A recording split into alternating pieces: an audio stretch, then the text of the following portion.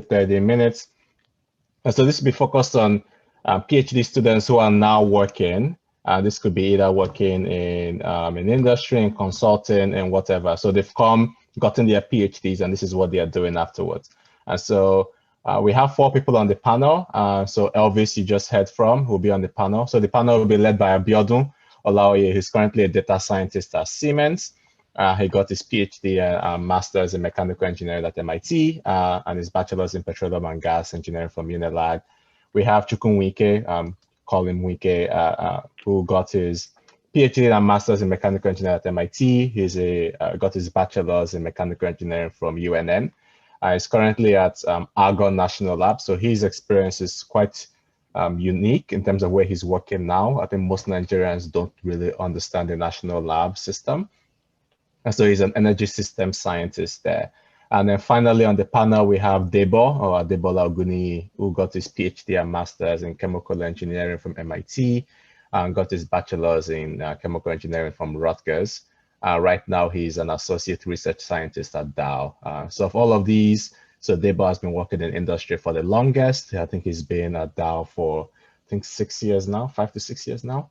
Nwike has been at Argonne for I think roughly 3 years. Abiodun started at Siemens last year, and then Elvis will be starting at BCG I think next year. And so these are all different experiences that they can give. So Abiodun, I'll let you take the lead on the panel and hopefully answering questions regarding like why you chose the path that you've chosen and the like. Okay, awesome.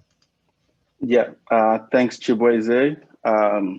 So let's start by going through some of the questions that we have.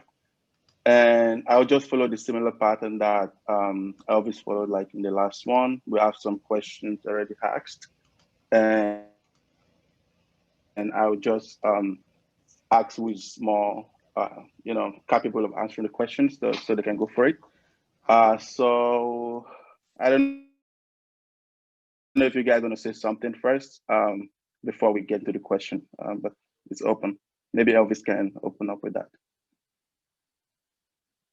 Oh, is there any particular thing, other particular things you want us to touch on, and just so that it's kind of like?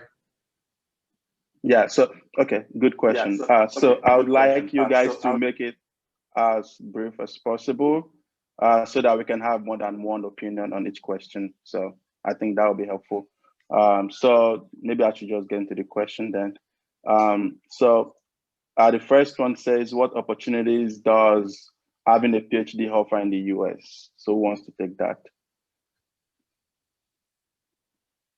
I could talk about it. I think Debo has unmuted, so maybe. Oh, no, you can go ahead, Elvis. Okay, yeah, Elvis, go for it. I'll chime in if there's anything else I think of. Go ahead. Okay. So yeah, I think a PhD in the US gives you several opportunities. I think the first one is, going into academia. So you can become a professor, and, get grants and pursue that line. The second line is you can go into industry, which is a very high proportion. So I would say, almost as high as people actually going into academia. They go into industry and they do research. So research and development at a scientific company, Dow, ExxonMobil, and that kind of space. The third group that's not as large is, they go to a national lab and they work there as a, maybe a postdoc or some form of research engineer at a national lab, and it's still research oriented, but it's not a university, it's not a company, it's at a lab that's sponsored by the US government. And then the fourth one, I would say, that's also kind of getting popular is consulting. So you're kind of going out of STEM and you're going into consulting, and you're going to be working with companies to kind of answer big questions to big problems that could be from anything in the world, and that's very unique. And the fifth one would be starting up your own company. Being a foreign international student doesn't stop you from starting up your company and going on with that here in the US. So I would say those are the 5 spectrum of opportunities that you can have after your PhD program here in the US. Nice. Debo, I think you covered like essentially the bulk of where most people end up. The one thing I guess I wanted to say, and I try to share this with as many people as I get to interact with in sort of sessions like this, is the idea of what the PhD is supposed to mean to those that see it, right? It's supposed to tell people that you know how to do research independently, you know how to think critically, and you know how to communicate kind of your ideas to a broader audience who may or may not be familiar with what you do. And so that skill set, in theory, should be translatable to as many areas as you can imagine. And so I don't think you should think about things in the context of where can I end up, but it's in sense, I have this skill set and what can I do with it, is really, I guess, what I was going to add. Yeah, that's a very good point. I think the PhD, rather than streamlines you, actually opens up your opportunities, really. That's the way I say it. You get to learn a lot of things. Someone has mentioned MATLAB. There's several other software you can learn during your PhD that can actually be useful in so many fields. So that's really important. Nwike, do you want to quickly chime in? Yeah, just a little bit of a perspective here.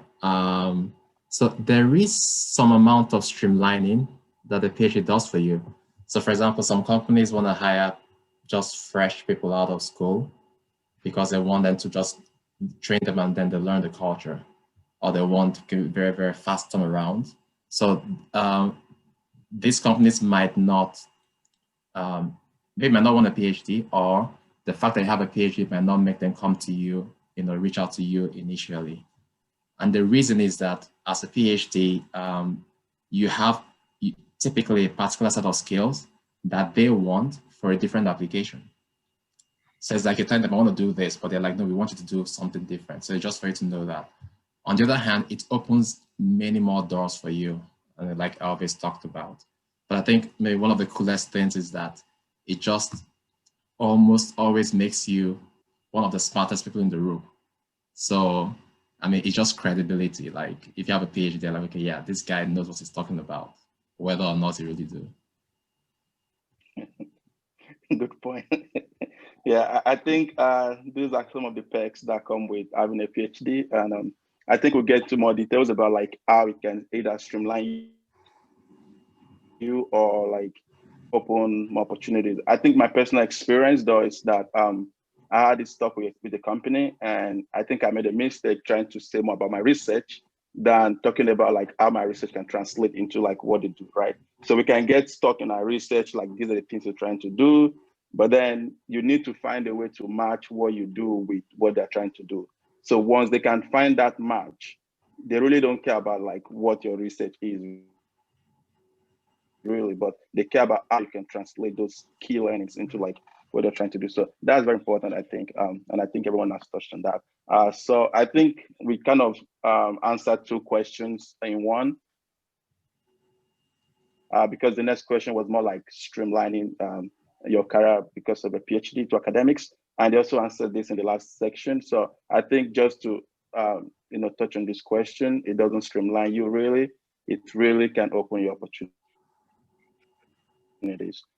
So the next question is, does having a PhD, I mean, is it feasible to have an academia, how feasible it is to have academic or industrial job when you have a PhD? So I think just as Elvis said, you have all these opportunities. So I would say straight up, it doesn't limit you. You can have more opportunities beyond what you actually did in both academic and industry. So I just want to cover as much question as possible. What's the probability that after doing a PhD in the US, you get employed? Okay, maybe we can talk about this. Do you guys want to go with this? What's the probability after doing a PhD in the US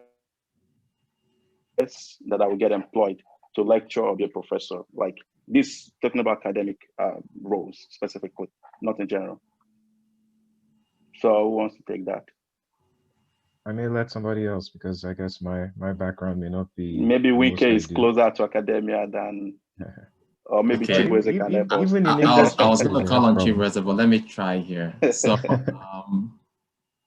I guess just something just from my own experience. When at the time I was finishing up the PhD, I wasn't thinking about national labs. I mean, I knew they existed, but not at all.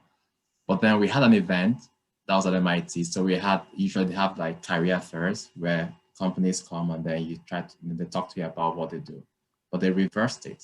So they had a panel of students and then the employers were in the audience. And we now told them what we were thinking about and they asked questions. So kind of a flipped situation. And then after that, one of them comes up and tells me, would you like to find out about work at the National Lab? I was like, what is that? He was like, okay, send me your CV and then you learn about it. So it's it's a little bit unusual, but it has a very, very strong similarity to getting into academia. So for one is that you really want to do research. So you really have to love your research, want to do research and have a clear plan for research. The second part is that it's a little bit to get in, it's a little bit less competitive than academia. And the reason is that they usually take in people as a postdoc. So you get in, you learn the system, and it's easier for you to transition. Now, to get into academia, there isn't that path per se. So you have a lot more people going in for kind of few opportunities. But that said, it's really about interest and then planning from the beginning. So for example, I didn't really have any particular interest in teaching, but if you want to get into academia, you shouldn't be asking how easy it is to get in. You should be thinking about what plan should I put in place to be able to get there by the time I graduate or by the time I finish like a postdoc. So I think those are kind of the points I want to make there.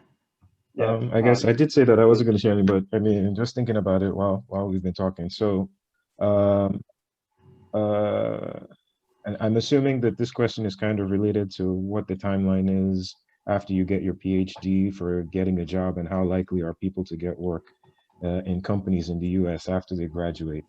And I guess I'll say from experience of people that I know, I guess you get that, is it 1 year to 18-month OPT period after completion of your program to essentially seek employment or pursue other opportunities.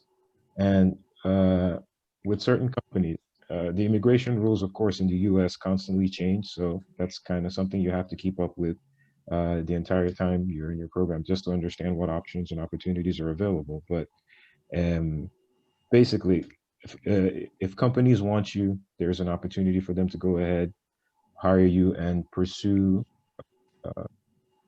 opportunities to keep you there full term.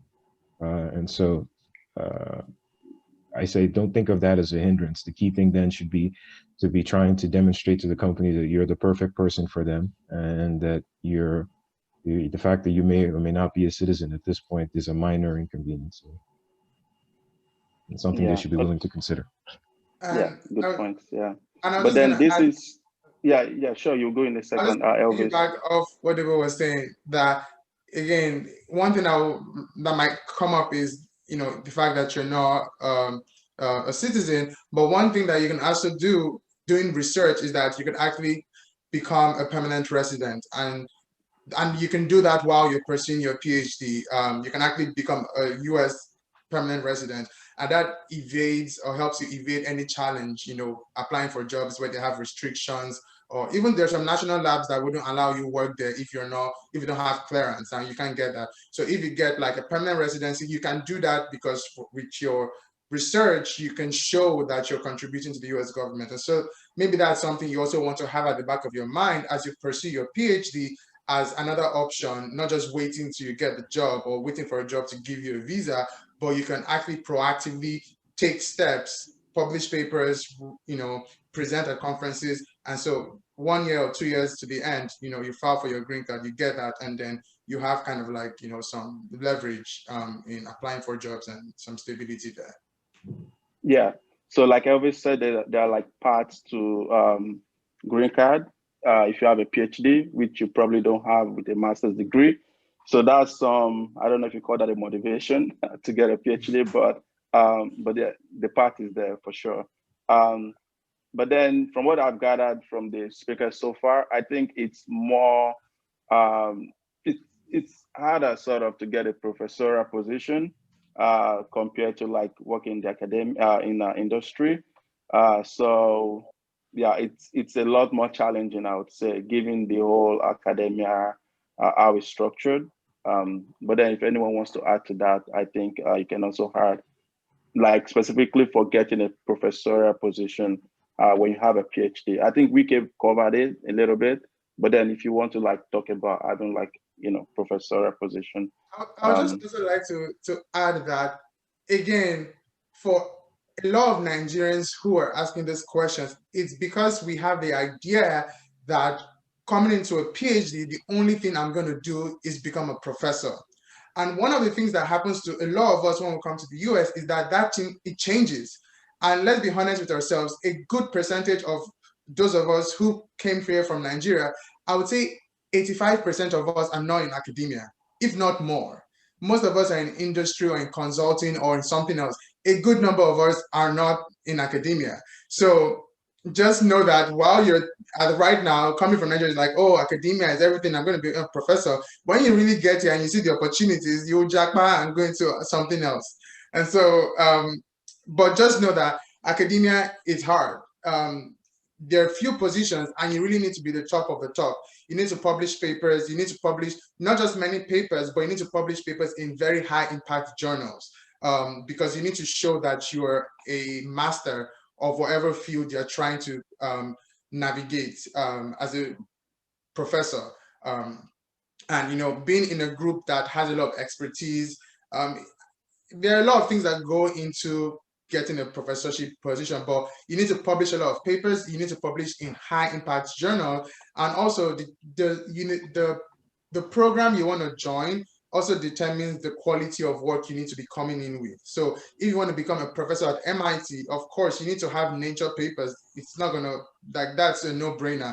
If you want to go to a university in maybe Ohio or university in Nebraska that is not ranked, you know, it's up to you. You can definitely go there, but the repute of the university is going to be different. So it's also up to you. You can actually get into some universities that might not be, you know, notable, but you're still a professor, you know. But then if you want to be a professor in MIT or in Stanford, a lot more needs to be done. So, you know, it's not just a one, there's no one fit. It's a lot of things that go into working to getting there, but you can definitely do it, but it's a lot of work. And with academia, though, there's also the reality that you can start kind of how it was with grad school or some schools in undergrad. Going to the best of the best up front may not always be the best path for you, you know? It's key to understand first yourself and what you like and what you're good at and what you want to do before you throw yourself into some of the most competitive situations. So I guess my advice or comment is take some time to figure out who you are, what you like, what you want to do, where you want to be, and craft a plan or a strategy based on that. Oftentimes we get caught up in names and sort of rankings of universities and places, but of course, there are people that are actually doing very great research in some of these lesser recognized universities and lesser recognized areas. They make their money, and people throughout the industry recognize and appreciate them. And at some point in their career, they may also have gotten offers to be moved into some of these bigger, more popular universities and had the opportunity to make that choice to stay or to go. So those are some of the other things that come into play, I believe. Yeah, please, if you have more questions, you can still add to the chat. We're still taking questions. Nwike, you want to say something? Yeah, I was just going to add a point to that. This is just about reality. I don't know. Many students, I think a large proportion, you know, at the beginning of the PhD program, think they want to be professors. The truth is that by the third year of your PhD, that number drops drastically. Like, you don't even want to see research or PhD academia, you want to run away. I mean, for example, when I was finishing, I was only applying to industry positions, and it's a very, very common thing. And the reason is that, you know, on the one hand, you discover yourself during the program. Secondly, sometimes you want to break. You've had a lot of research, you've seen, you've been there, done that, you want to do something different. But then, so this is a large proportion. So don't assume that you're going to want to get into academia. at the end. Then for those of you that persist in that interest, just for you to know, it's a very, very small fraction that go on this line. So the most important thing is for you to actually have that plan in mind. So get proper mentorship, build your knowledge, actually start thinking about a career, not a career, like a research program, in terms of what you want to achieve. Connect with other people that can actually help you and give you support along the way. But don't take for granted that this is the path for you. You probably will find out that you want to do consulting. And that's actually the much more interesting thing to do with your life. Nice. Thanks, Nwike. So I have a question, actually. Roughly 9 more minutes. So just keep you guys on track. I have one question that just came to my mind for the panelists, I think. Do you guys have tips for current PhD students that want to be like you, basically, either consulting or industry, I don't know that being like me is who wants to something go you first? should strive for, but I mean, I guess, be in your field. No, I know, I was just joking. Sure. But to kind of put things into context, right? To tell you a little bit about myself.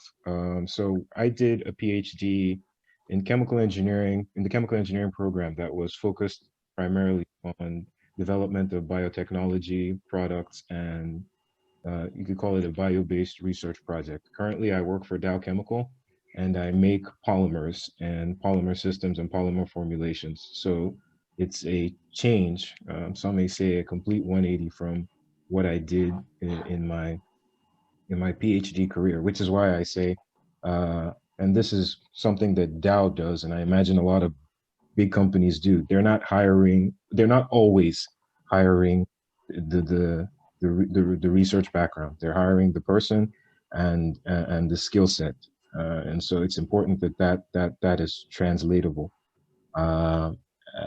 And don't underestimate, I guess, for people in their PhDs thinking about getting into an industrial career, for instance, don't underestimate the importance of soft skills, things like networking, things like communicating clearly, and teamwork. Those sort of skills are just as important in some cases in advancing your career and other areas. I guess one thing, having seen some people go through interviews at work too, everybody that interviews is smart, right? So you have to know or have that one thing that helps you stand out amongst the crowd. And it may be your research, but it may be something else. So those are things that you want to sort of think about and get to know, at least understand, so that you can bring them and share them when the opportunities come up. Yeah, Nwike. Okay, I think just highlight and emphasizing what Debo just talked about is the skills, the ability to solve problems, to get into new things that you basically take with you. And that's the great thing about the PhD program. You can apply it anywhere. Just a little bit, because I know that people don't know too much about the national lab systems, but at least you know academia, you know industry. And so this is really something in between. One of the kind of distinguishing features is that it's a lot more collaborative than like you have in academia. So you have a lot of working together. There is no commitment to teaching, if that scares you. So that's a great thing. You have access to amazing resources. We have the photon source here at Argonne. There is exascale computing. There's a whole bunch of things you could use. You tend to work on things that are of strategic interest to the US, at least in national labs here. It's hyper flexible, particularly if you don't run it, if you don't have to be in a particular place, you can support all types of lifestyles. And the final thing is that there's also a very high likelihood that you keep doing research. I mean, one of the things, if you've gone through a PhD program, your professors tend to do less and less research as the years progress. But in national labs, you could actually maintain and keep doing a lot of research, just the way it's structured. So these are just something to keep in mind in terms of like the difference and why I think it could be a great fit for you, to consider some of the options you pursue in your program here. Great, Elvis. Yeah, and so whatever I say, this precludes, you know, in the real world, there are things that you want to do, but then there are also the opportunities that you would find or you might not find, and that would make you pivot into other things. But what I would say is you want to be honest with yourself.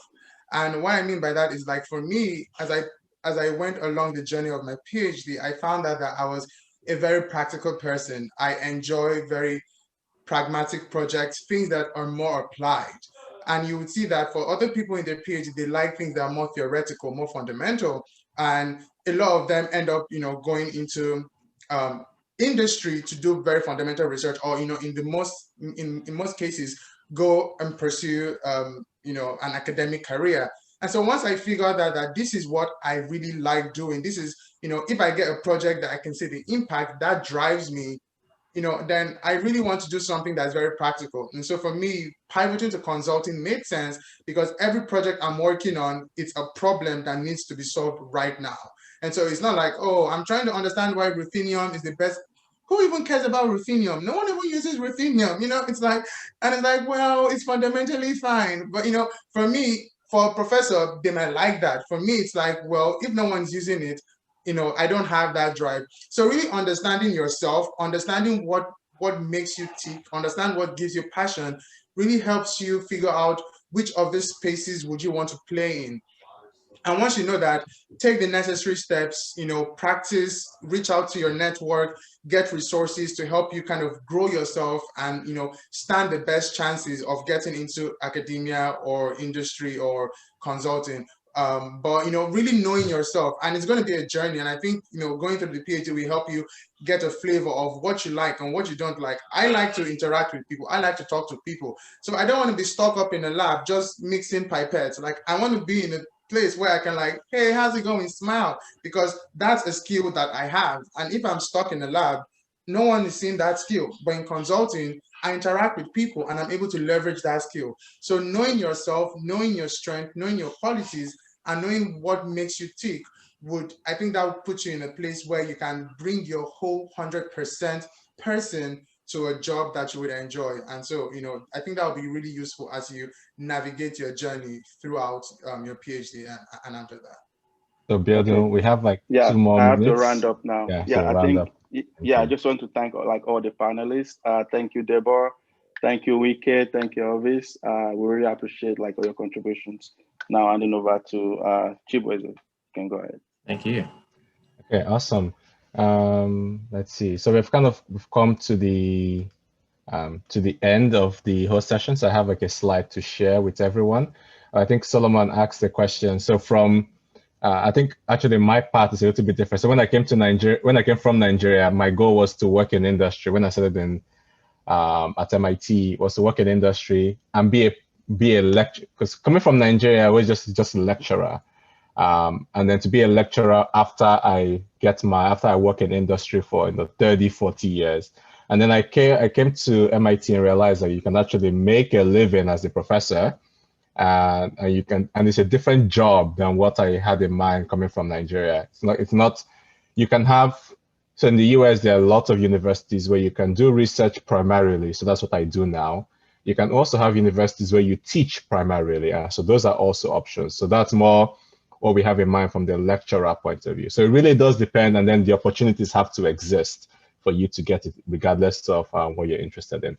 Okay, so that was that point. I'll share a final slide, kind of like next steps for everyone. So I hope you all learned something from the workshop, from all the different panelists that were able to join us. So this is the final slide. If I can get this to go. So one of the reasons we kind of hosted this is it is a great year to apply. And that's because numerous programs have paused the GRE, so that saves you money. Plus, it's also, and not only have some programs paused it, the fact that they decided to pause it has forced programs to decide if they actually want it moving forward. So currently, there are over 357 programs that have dropped the GRE. So this link, and I'll send the slides again to all the participants. So this Google Doc has a list of all of those PhD programs. And so you would see departments at MIT, my own department here. I've also stopped that. I will send you a CV template. I've seen a lot of CVs that don't look good. So I will send a CV template to all of you that will allow you to kind of format your experiences in that. I will send slides from the SOP that Ola gave us. I also want to mention a program that Nwike, Tunde, and Dubi, who's not here. Dubi organizes a lot of this. So the Bridge Initiative, where Debo has also been a mentor, Abiodun has been a mentor. So there are a lot of mentors on this in this workshop. And what this Bridge Initiative does is when you're ready to apply, you submit a form on this website, and they can pair you with mentors. So these are mentors, most of them are Nigerian, who've gone through the process, who can guide you. But whenever you do this, you need to make sure that you are ready and you have like your statements already thought out and you know what you want to do. So these mentors are best able to guide you. There's a slide that Elvis shared with me about a visa pathway with a PhD that gives more details. So I'll send that along. And more for me, just a questionnaire for what you guys think worked for this year, what you guys wanted to get more of. I kind of arbitrarily decide the timing of things. So if you preferred more to hear more from a certain panel and less from another panel, please fill out that questionnaire. It really does help us prepare for next year. And also I will send the code for the fee waiver. So if you decided to apply to my department, for example, you'll be able to apply that for free this year. Okay, so that was all we kind of had planned for everyone. I hope it was informative. And these are the agenda I sent to everyone has a list of all these people who attended the workshop. So you can reach out to them on LinkedIn. And for some of them that want to interact, you can definitely pursue that moving forward. So this is part of building the network. So these are high achieving Nigerian PhD or PhD graduates that you met in this workshop. And so this is a network that you want to keep building. Okay, so with that, I'll say goodbye and good luck to everyone. And it's an exciting time to apply and to think of many different opportunities beyond what you're familiar with. Okay, so with that, I'll say I'll be around, but thank you to all our panelists for contributing words of wisdom. You guys have all the agenda with all their names and LinkedIn profiles. Okay, so take care and goodbye. Thank you.